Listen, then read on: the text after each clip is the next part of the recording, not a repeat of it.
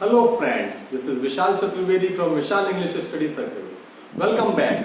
Previous video में active passive voice के बारे में मैंने आपको बताया, बेसिक स्ट्रक्चर के बारे में बताया था और किस तरह से हमारी हेल्पिंग वर्ब्स चेंज होती हैं वो बताया था मैंने आपको। इस बार हम इंटरोगेटिव सेंटेंस वगैरह के बारे में बात करेंगे। तो स्टार्ट करते हैं इंटरोगेटिव सेंटेंस से।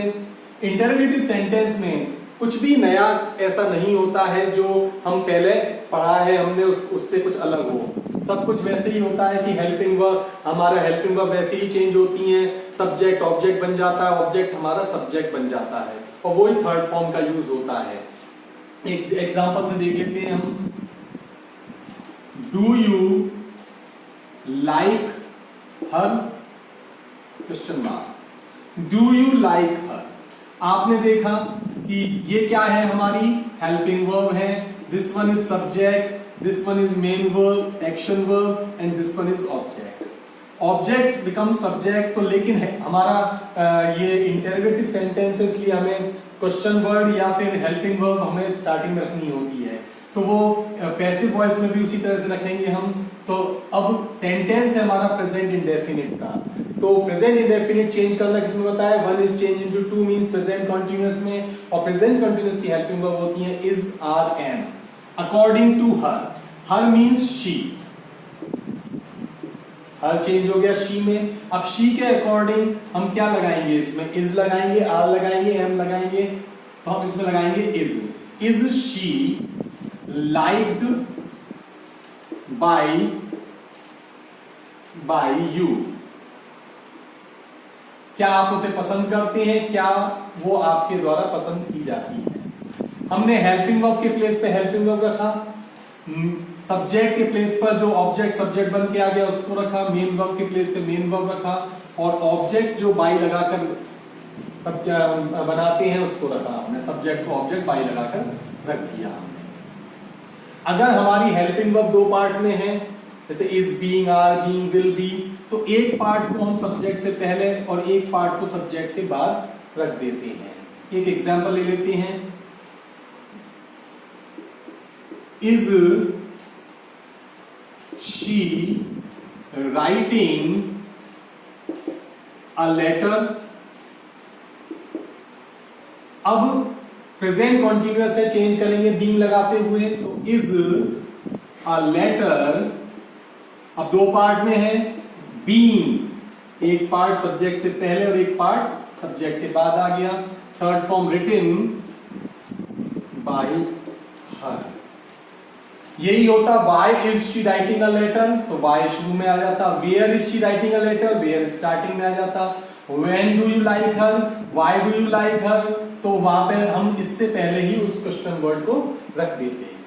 अब बात आती है कि हम हु वाले सेंटेंस को कैसे फ्रेम करते हैं, हु वाले, हुम वाले और व्हाट वाले सेंटेंसेस कैसे फ्रेम होते हैं। तो देखते हैं हु वाले सेंटेंसेस को।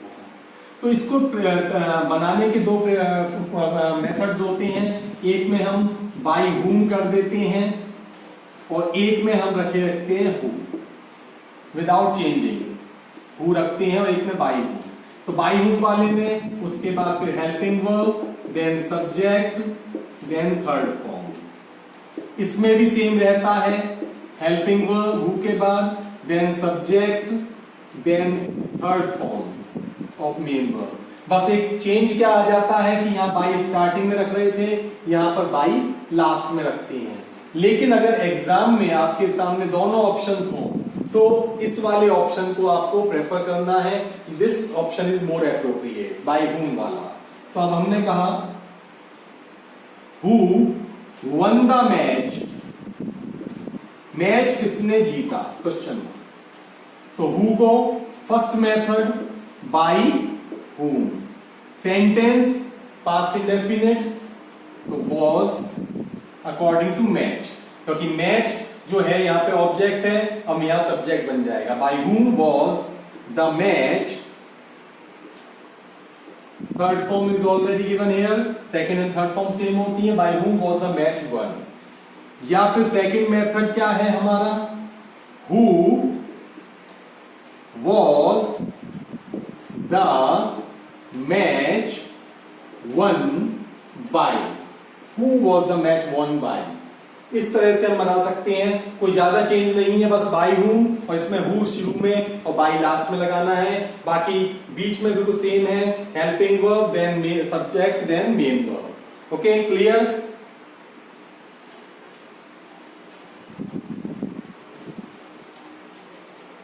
इसके बाद सेंटेंसेस आ जाते हैं whom वाले।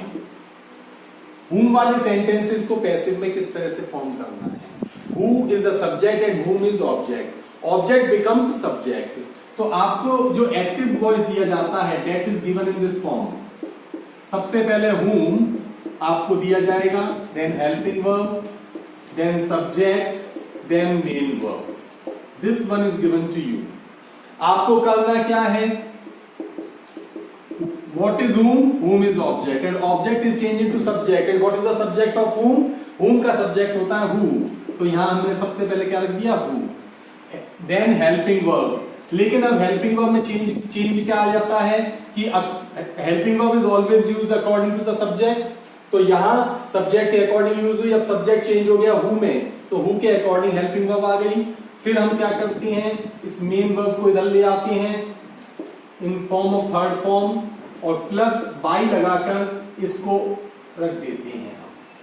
who plus helping verb plus third form plus by plus object, subject object बन गया आपका। एक एग्जांपल लेते हैं, whom do they like, वे किसे पसंद करते हैं, कौन पसंद किया जाता है, whom change into who, is singular, who is often considered singular, who is third form liked by them, who is liked by them। तो इस तरह से आपने देखा कि whom वाले सेंटेंस को हम कैसे करते हैं, कन्वर्ट करने के लिए पैसिव में who लगा देते हैं, फिर हेल्पिंग वर्ब who के अकॉर्डिंग मेन वर्ब जो है वो पहले ले आते हैं और by प्लस ऑब्जेक्ट को बाद में ले जाते हैं। तो ये इस तरह से हमारा whom का एक फॉर्मूला होता है। In the same manner what वाले सेंटेंसेस का भी यही तरीका होता है। वॉट ऑब्जेक्ट की फॉर्म में जो वॉट आता है, अब वॉट ऑब्जेक्ट है तो वॉट का सब्जेक्ट क्या बनता है, वॉट का सब्जेक्ट भी वॉट ही बनेगा। ठीक है, बिल्कुल whom के तरह ही चलेगा। आपको दिया जाएगा एक्टिव वॉइस में वॉट, जैसे उसमें दे रहे थे whom प्लस हेल्पिंग वर्ब, वैसे इसमें भी देन क्या दे रहे थे, सब्जेक्ट और देन मेन वर्ब रख रहे थे। इसी तरह से इसमें भी हमने रखा। अब इसमें क्या कर रहे थे, whom को whom में चेंज कर रहे थे, लेकिन वॉट का सब्जेक्ट भी वॉट होता है, what plus helping verb what के अकॉर्डिंग आ गई, प्लस इसको जैसे इधर ले आए थे हम, मेन वर्ब पहले आ गई थर्ड फॉर्म, प्लस इसको इधर ले गए बाय प्लस ऑब्जेक्ट। तो what plus helping verb then third form लगाइए, मेन वर्ब पहले ले आइए और सब्जेक्ट को ऑब्जेक्ट बनाते हुए बाय प्लस ऑब्जेक्ट रख दीजिए। हमने कहा व्हाट डज ही टीच, वह क्या पढ़ाता है। What is present indefinite, is आ गया। Teach third form taught by him, what is taught by him. तो इस तरह से आपने देखा कि मैंने आपको हु वाले बताए, व्हाट वाले बताए और whom वाले बताए और प्लेन बताए। तो इस तरह से ये हमारा इंटरोगेटिव सेंटेंस कंप्लीट होता है एक्टिव पैसिव में। तो अब इससे आगे इंपेरेटिव सेंटेंस की बात करते हैं। इंपेरेटिव सेंटेंसेस कौन से होती हैं, आज थोड़ा बेसिक बता देता हूं, इसके बारे में नेक्स्ट वीडियो में पूरा बताऊंगा आपको मैं। तो इंपेरेटिव सेंटेंसेस कौन से होते हैं, इंपेरेटिव सेंटेंसेस जो होते हैं हमारे, उसमें रिक्वेस्ट, ऑर्डर एंड एडवाइस का भाव आता है। सब्जेक्ट जो है वो यू की फॉर्म में छुपा हुआ रहता है और मेन वर्ब फर्स्ट फॉर्म हमारे एक्टिव वॉइस में हमेशा यूज होती है। इसको हम जब पैसिव में कन्वर्ट करते हैं तो इसके 3 मेथड्स होते हैं। फर्स्ट मेथड जो होता है वो होता है बाय यूजिंग लेट। लेकिन लेट से हम अगर यूज करते हैं तो उसके लिए एक कंडीशन है कि we must have an object in our active voice. अगर एक्टिव वॉइस में ऑब्जेक्ट नहीं है तो हम इस तरीके से नहीं बना सकते हैं। क्यों नहीं बना सकते हैं? कि इसकी पीवी की फॉर्मेशन में जो है वो ऑब्जेक्ट आएगा। Let plus object plus be plus third form, ये इसका मेथड होता है। जब पीवी में ऑब्जेक्ट आ रहा है और एवी में नहीं है तो फिर कैसे बन सकता है? इसलिए एवी में ऑब्जेक्ट होना जरूरी है। हमने कहा open the main gate, main gate को खोलिए, तो मेन गेट खोला जाए। Let object what should be open? Main gate. तो the main gate be open. Sentence आपका बन गया let the main gate object plus be plus third form. अब अगर हम ये कहें कि गो देयर, इसको इस तरीके से बनाइए, तो सेंटेंस इस तरह से नहीं बन सकता है पैसिव में। उसके लिए दूसरा मेथड है, वो क्या है कि आप you are ordered, you are requested, you are advised to go there, इस तरह का बोलते हैं आप, तब इसको बना सकते हैं आप। उसमें क्या किया जाता है? You are according to the mood of the sentence, request है तो यू आर रिक्वेस्टेड कर देते हैं हम। सेकंड मेथड जो है उसमें ऑब्जेक्ट हो या नहीं हो, it doesn't matter, you are requested, ordered if there is an order, third form आ रही है ना, देखिए एडवाइज्ड, एसीडी, सीईडी नहीं होता है, एसीडी, उसके बाद टू लगाइए और रिमेनिंग सेंटेंस को नोट डाउन कर दीजिए। अब ये गो देयर जैसे हमारा सेंटेंस था, तो हम इसको कैसे बना सकते हैं? गो देयर को यू आर, अब it's an order, ordered to go there, please help me. Request show हो रही है, ऑब्जेक्ट हो या नहीं हो कोई प्रॉब्लम नहीं है, इसमें ऑब्जेक्ट नहीं था गो देयर में, चल गया। You are requested to help me. इस तरह से सेकंड मेथड हमारा होता है। बाकी इसका जो नेक्स्ट मेथड है वो आपको नेक्स्ट वीडियो में हम बताएंगे। हमारे स्पेलिंग सेशन में आपका स्वागत है। स्पेलिंग्स, कुछ नई स्पेलिंग्स आपको बता रहा हूं मैं। एनसाइक्लोपीडिया,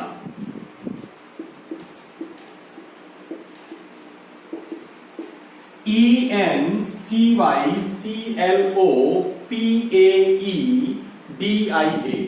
ये अमेरिकन इंग्लिश में PEDIA होता है, ब्रिटिश इंग्लिश में PAEDIA होता है। एग्जाम में हमें यही स्पेलिंग देखनी होती है, encyclopedia. Haemoglobin, HAEMOGLOBIN,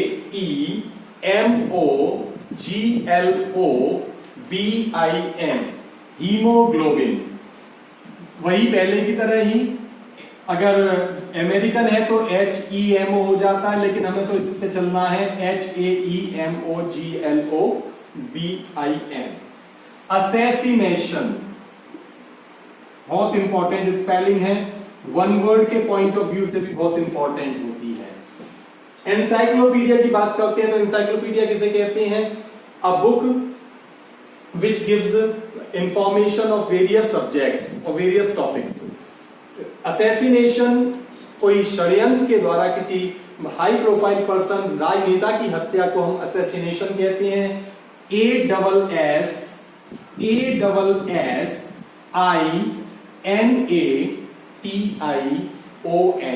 assassination. Plateau, PLATEAU, plateau, plateau नहीं होता, प्लेटो, PLATEAU, पठार जिसको कहते हैं, टेबल टॉप कहते हैं जिसे हम, इसके बाद स्पेलिंग आती है हमारी पैसेंजर, PASSENGER, पैसेंजर यात्री। सिलेबस, SYLLABUS, सिलेबस, पाठ्यक्रम जिसको हम कहते हैं सिलेबस। इसके अलावा एक इंपॉर्टेंट स्पेलिंग बहुत ज्यादा इंपॉर्टेंट होती है, कभी एग्जाम में पूछी गई है, यूकेलिप्टस, EU एक पेड़ होता है, बहुत ऊंचा पेड़ होता है, EUCALYPTUS,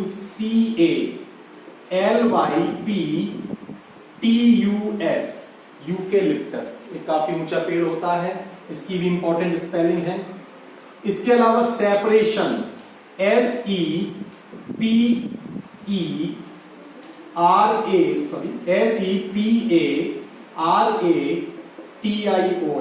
सेपरेशन। सेपरेशन की भी स्पेलिंग इंपॉर्टेंट है, SEPARATION, सेपरेशन। इसी तरह से एक स्पेलिंग और आती है मसैकर, MASSACRE, मसैकर बहुत इंपॉर्टेंट वर्ड है। मसैकर क्या होता है? मसैकर होता है सामूहिक हत्याकांड।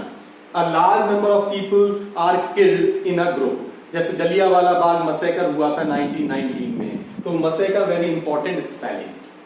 कैलिबर, CALIBRE, कैलिबर क्षमता, कैलिबर क्षमता, ये बहुत इंपॉर्टेंट स्पेलिंग है। तो इस तरह से आज मैंने कुछ इंपॉर्टेंट स्पेलिंग्स आपको बताई। आई होप आपको क्लियर हुई होंगी ये सब चीजें।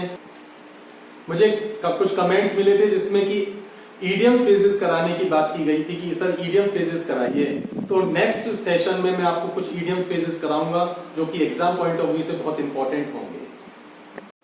फ्रेंड्स, आपको ये मेरी वीडियो पसंद आई हो तो इसे लाइक कीजिए, सब्सक्राइब कीजिए और ज्यादा से ज्यादा अपने ग्रुप में अपने फ्रेंड्स और रिलेटिव्स के साथ शेयर कीजिए और बेल आइकन को प्रेस करना मत भूलिए, जिससे कि मेरे चैनल से रिलेटेड जितनी भी नोटिफिकेशंस है वो आपको मिलती रहे।